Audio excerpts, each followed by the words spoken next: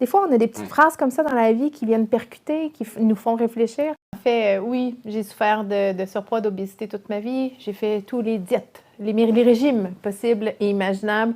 Quand on fait une diète amaigrissante, que l'on coupe les calories, hein, qu'on ne vise pas comment le corps fonctionne. Quand notre visée, c'est pas l'équilibre hormonal du corps, mais bien de couper les calories, ben c'est pas maintenable sur le long terme. Le corps peut pas survivre à un état de famine constant. C'est la raison pour laquelle le poids fait le yo-yo. Hein. Toute ma vie, j'ai vécu aussi avec de l'anxiété, une humeur fluctuante. Ma santé métabolique n'allait pas, mais je ne savais même pas que ça existait, en fait. Et, quand j'ai terminé mes études, je croyais que j'arrivais à la guérison. Au bout du tunnel, j'étais épuisée. Je prenais des antidépresseurs, je prenais des anxiolytiques.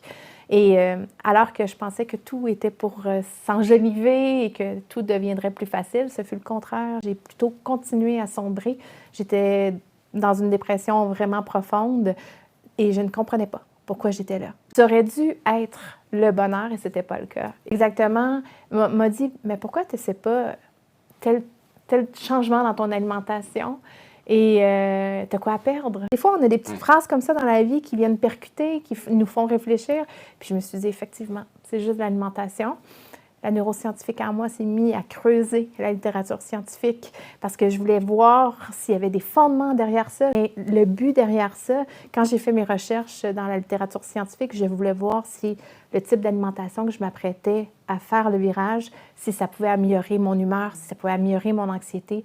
Et en très peu de semaines, j'ai commencé à revivre. J'ai commencé à voir mon anxiété diminuer. J'ai commencé à revoir cette petite étincelle dans le regard. J'avais le goût de chanter, j'avais le goût de danser. J'étais moins irritable, j'étais moins impatiente. J'aimais pas la maman que j'étais avec mes garçons parce que j'avais juste l'impression de toujours crier. Je me disais, eux, quand ils vont grandir, ils vont se dire « Ah oui, ma mère, elle criait tout le temps. » Donc, j'aimais pas ça. Et là, ça a fait un changement si grand rapidement qu'on s'est dit, mon mari et moi, si c'est bon pour nous, c'est bon pour eux.